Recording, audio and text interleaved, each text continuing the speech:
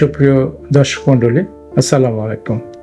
কথা বলছি অধ্যাপক ডাক্তার মোহাম্মদ জামাল আবু নাসের। আমাদের পেটের অনেকগুলো অসুখের মধ্যে একটা হচ্ছে পেটের নাড়ি ভুঁড়ি প্যাঁচ লেগে যাওয়া, বা গ্রাম্য ভাষায় যেটাকে বলে হাতে প্যাঁচ লেগে যাওয়া। কি হয়, কিভাবে বুঝবেন যে আপনার নাড়ি ভুঁড়ি প্যাঁচ লেগে গেছে? এর অনেকগুলো লক্ষণের মধ্যে চারটা প্রধান লক্ষণ।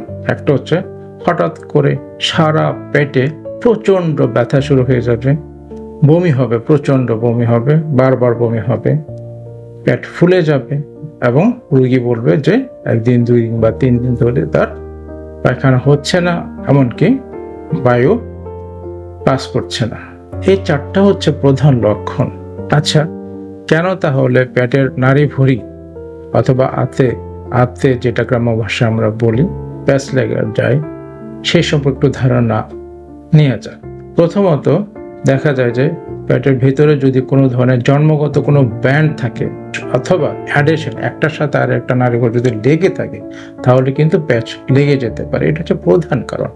এছাড়াও যদি হার্নিয়া হয়, আমরা অনেক সময়, যেমন কুচকির হার্নিয়া, অনেক সময় পেটের নাভির আশেপাশে হার্নিয়া হতে পারে, অথবা আগের কাটা জায়গায় হার্নিয়া হতে পারে। এই হার্নিয়া যদি কখনো হার্নিয়ার ভেতরে যদি নাড়িভাবে এসে আটকে যায়, যেটার ভিতরে ঢুকছে না, সেক্ষেত্রেও কিন্তু এটা হতে পারে।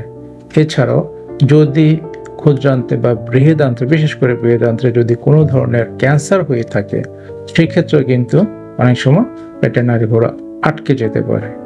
এছাড়াও কিছু কিছু ডিজিজ আছে, যে ডিজিজ বা অসুখ আছে যেগুলোতে অনেক সময় পেটের নাড়ি চিকন হয়ে যায়, যেমন ইন্টেস্টাইনাল টিউবারকুলোসিস, পেটের টিবি যেটাকে বলি, যক্ষা। এছাড়াও ইনফ্লামেটরি বাউল ডিজিজ যেমন কনস ডিজিজ, আলসারেটিভ কোলাইটিস, যদিও এগুলো আমাদের দেশে খুব কম।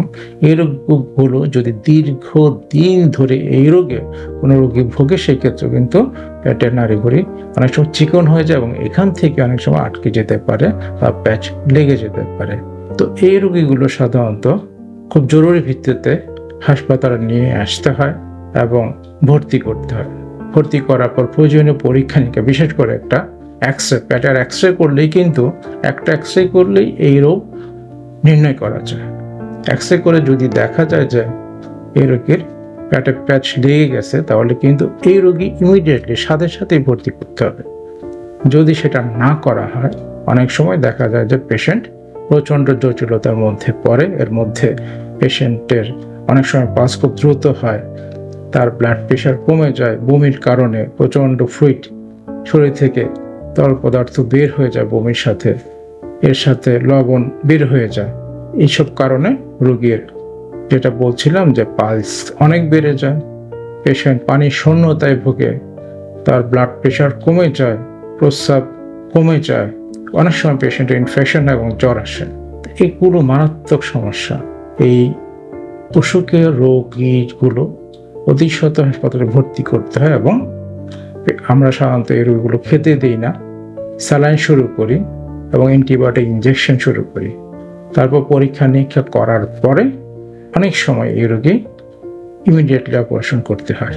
যদি অপারেশন করা না হয়, তাহলে পেটের যে অংশটা প্যাচ লেগে গেল, সে অংশটা অনেক সময় পচে যায়, গ্যাংগ্রিন বলে আমাকে, পচে যায় এবং পচে গিয়ে এখান থেকে ইনফেকশন অনেক সময় রক্তে মিশে যায়।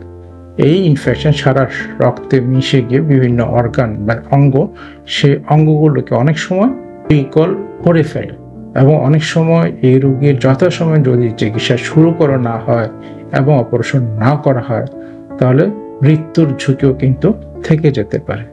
তাই সবার প্রতি অনুরোধ, যে লক্ষণগুলোর কথা আমি উল্লেখ করলাম, সেগুলো যদি দেখা দেয়, অতি সত্বর রোগীকে যে কোনো হাসপাতালের জরুরি বিভাগে নিয়ে আসবেন এবং ডাক্তারের পরামর্শ অনুযায়ী প্রয়োজনীয় ব্যবস্থা গ্রহণ করবেন। সবাইকে অনেক ধন্যবাদ।